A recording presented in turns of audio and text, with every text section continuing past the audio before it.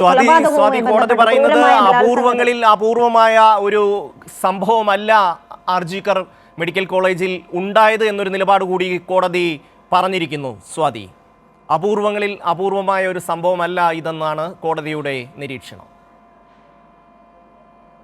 തീർച്ചയായും ഷമ്മി, അത്തരത്തിൽ കോടതി നേരത്തെ തന്നെ ഈ വിഷയം CBI ചൂണ്ടിക്കാണിച്ചപ്പോൾ, അതായത് CBI നേരത്തെ പറഞ്ഞത് ഇതൊരു അപൂർവമായ കുറ്റമാണ് എന്നുള്ളതാണ് CBI ചൂണ്ടിക്കാണിച്ചിരുന്നത്. എന്നാൽ ഇപ്പോൾ കോടതി പറയുന്നത് അത് അത്തരത്തിൽ കാണാൻ കഴിയില്ല, പ്രതിക്ക് മാനസാന്തരത്തിനുള്ള ഒരു അവസരം നിഷേധിക്കാൻ പാടില്ല, അതുകൊണ്ട് വധശിക്ഷ ഒഴിവാക്കിക്കൊണ്ട് ജീവപര്യന്തം ഈ പ്രധാന പ്രതിയായിട്ടുള്ള സഞ്ജയ് റോയ്ക്ക് വിധിക്കുകയാണ്. അതോടൊപ്പം 1.5 ലക്ഷം രൂപ പിഴവെടുക്കാനും ജീവിതാന്ത്യം വരെ, അതായത് ജീവിത അവസാനം വരെ ജയിലിൽ തുടരണം എന്നുള്ളൊരു കർശനമായ ഒരു ശിക്ഷാവിധി കൂടിയാണ് എന്നാണ് മനസ്സിലാക്കാൻ വേണ്ടി കഴിയുന്നത്.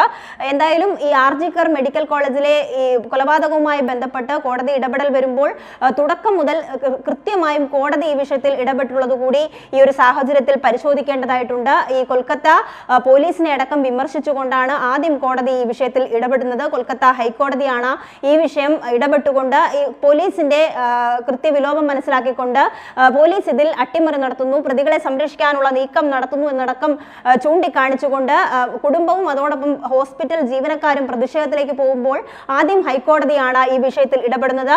ഹൈക്കോടതി ഇടപെട്ടുകൊണ്ടാണ് ഈ കേസ് വീണ്ടും CBIക്ക് കൈമാറുന്നത്. എന്തായാലും CBIയുടെ അന്വേഷണത്തിൽ ഇയാൾ പ്രധാന കുറ്റവാളിയാണ് എന്ന് തെളിയിക്കുകയും കഴിഞ്ഞ ദിവസം വാദം കേട്ട കോടതി അയാൾ കുറ്റക്കാരനെന്ന് തെളിഞ്ഞിരിക്കുന്നുവെന്ന് വിധി പ്രസ്താവിക്കുകയും ചെയ്തു. അതിന് പിന്നാലെ ഇപ്പോൾ വിധി വരുമ്പോൾ ഇയാൾക്ക് ജീവപര്യന്തം ശിക്ഷ വിധിച്ചിരിക്കുകയാണ്. അപൂർവമാണെന്നുള്ള വാദത്തെ കോടതി തള്ളി എന്നാണ് മനസ്സിലാക്കുന്നത്.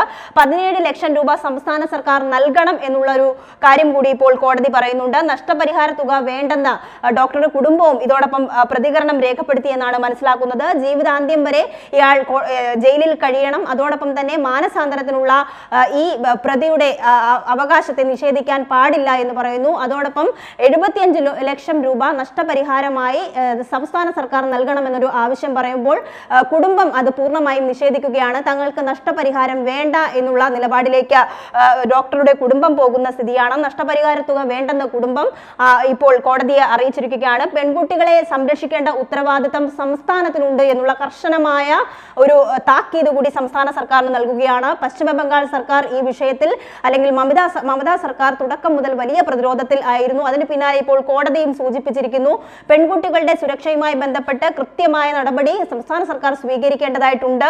ഒരിക്കലും അത്തരം കാര്യങ്ങളിൽ അലംഭാവം കാണിക്കാൻ പാടില്ല. അതുകൊണ്ട് തന്നെയാണ് സംസ്ഥാന സർക്കാർ 17 ലക്ഷം രൂപ നൽകണമെന്നുള്ള കാര്യം കോടതി സംസ്ഥാന സർക്കാരോട് ആവശ്യപ്പെടുന്നു. അതോടൊപ്പം പെൺകുട്ടികളെ സംരക്ഷിക്കണം, പെൺകുട്ടികളുടെ ഇത്തരം കാര്യങ്ങളിൽ സംസ്ഥാന സർക്കാരിന് കൃത്യമായ ശ്രദ്ധ ഉണ്ടാവണം, കേസുകൾ അട്ടിമറിക്കാനുള്ള നീക്കങ്ങളെ എല്ലാം തള്ളിക്കൊണ്ട് അത്തരത്തിൽ ഒരു കാര്യങ്ങളും ഒരു സംസ്ഥാന സർക്കാരിന്റെ ഭാഗത്തു നിന്നും ഒരു ഭരണകൂടത്തിന്റെ ഭാഗത്തു നിന്നും ഉണ്ടാകരുത് എന്നുള്ള വലിയ ഒരു കാര്യം കൂടി, ഒരു താക്കീത് കൂടിയാണ് മമതാ സർക്കാരിന് നൽകുന്നത്. ഇന്ന് രാവിലെ മമതാ സർക്കാർ ഈ വിഷയത്തിൽ, മമതാ സർക്കാരോ അതോടൊപ്പം തന്നെ മമതാ ബാനർജി ഈ വിഷയത്തിൽ പ്രതികരിക്കാൻ തയ്യാറായില്ല എന്നുകൂടി ഈ ഒരു അവസരത്തിൽ ചൂണ്ടിക്കാണിക്കേണ്ടതായിട്ടുണ്ട്.